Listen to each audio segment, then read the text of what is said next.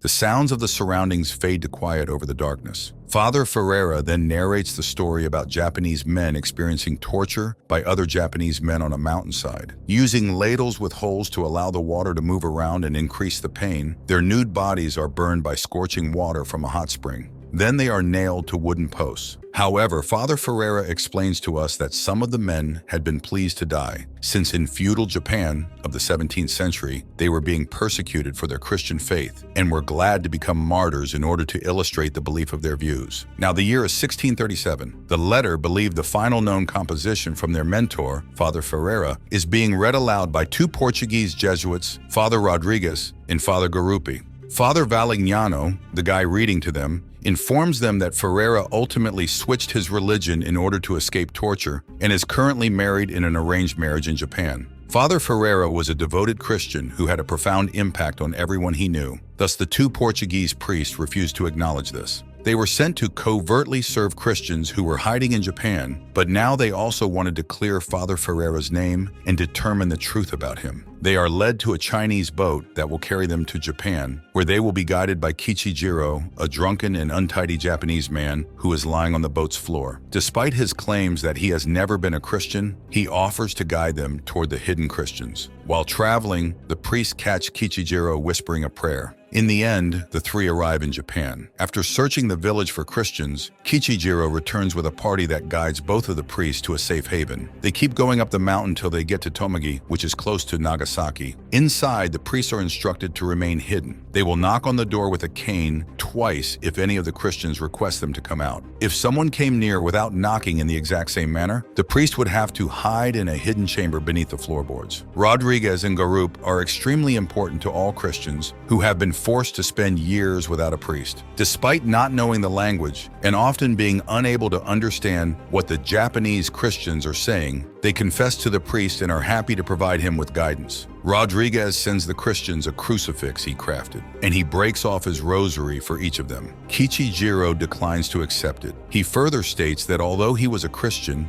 he gave up his faith as a reaction to his family's loss and mistreatment. In a flashback, Kichijiro's family is taken hostage after being classified as Christians. They are eventually burned for their refusal to get their feet on the fumie, a figure of Jesus, but Kichijiro does it in order to escape death by stepping on the fumie and betraying his faith. This shows that he has betrayed his beliefs, which is why he fails to believe himself to be a Christian. For a long period of time, the two missionaries keep themselves quiet in the small hut. Eventually, they grow impatient and, regardless of the risk, choose to walk outside. A short while later, they see several individuals looking from the hill's base. Then the two priests rush back into the hut, where they seek protection behind the floorboard. They eventually hear a voice at the door calling them in. It sounds like the visitors are in need of direction. Rodrigues then comes out of hiding to help the people. He finds out that the people who have seen them are Christians who travel to seek direction after hearing they were in the valley.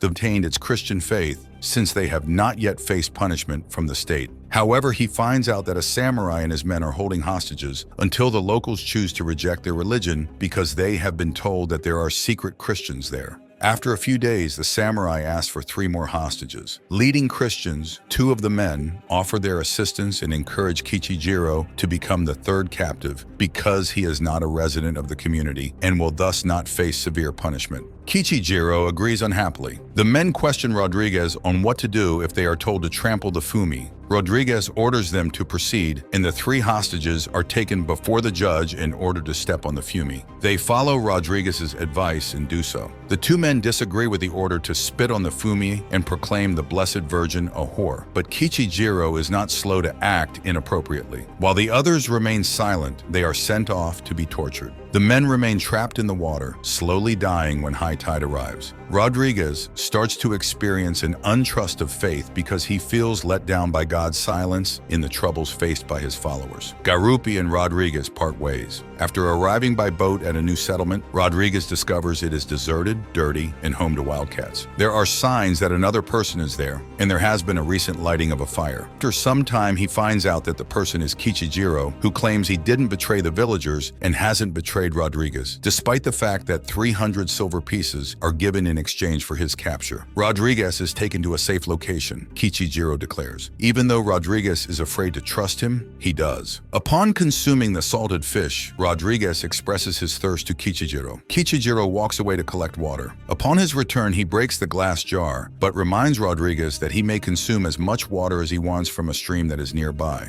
Rodriguez approaches the water and looks at his reflection. It changes into the face of Jesus, like his own ragged appearance. All of a sudden, he starts to laugh and suddenly becomes aware that officials are all around him. Kichijiro receives a few silver coins from his persecutors for the betrayal. Kichijiro begs for forgiveness for his crimes. Then Rodriguez is brought to a place where a small cabin has some Japanese Christians who have been imprisoned. He is housed in a tiny wooden shack that serves as a kind of prison. Rodriguez demands to have a conversation with Inquisitor Inoue, the leader of the movement that plans to kill all Christians. After being transferred to a new prison, Rodriguez joins other prisoners who share his faith. He proceeds to guide them by speaking to them and listening to their confessions. After that, the other Christian inmates are taken out and commanded to step on the fumi in order to become apostatized. They are reassured that doing so won't undermine their beliefs and that it's merely a formality. A single individual gets told to stay behind, but the other men are all sent back to their respective prisons.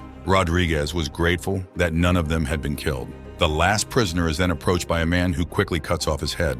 Rodriguez and the others yell and cry out as his decapitated body is dragged across the ground, leaving a trace of blood. Because of God's silence, Rodriguez starts to question him once more. Rodriguez and the Inquisitor argue regarding the Japanese. Inoue laughs when Rodriguez tells him Christians follow monogamy. He believes that while Christianity itself isn't necessarily harmful, it has been misused and has destroyed many countries.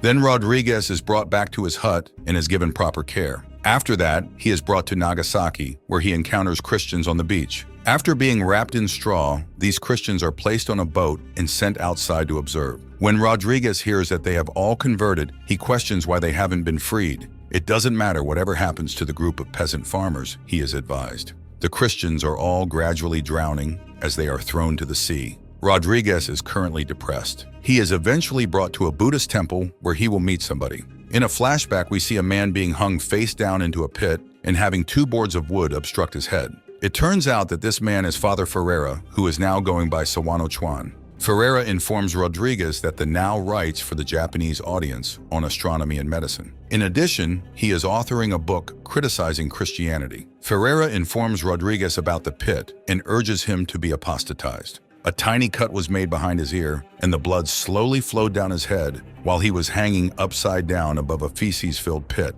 There, he was held for weeks. Additionally, he informs Rodriguez that Japanese Christians have long practiced a twisted form of the faith. Upon arrival, Kichijiro requests forgiveness for a mistake. Rodriguez reluctantly follows through.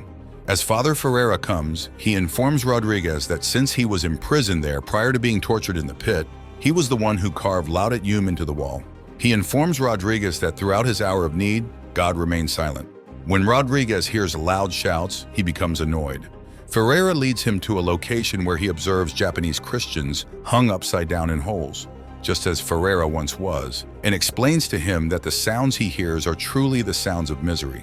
Rodriguez is encouraged to step on a fumi that has been brought out.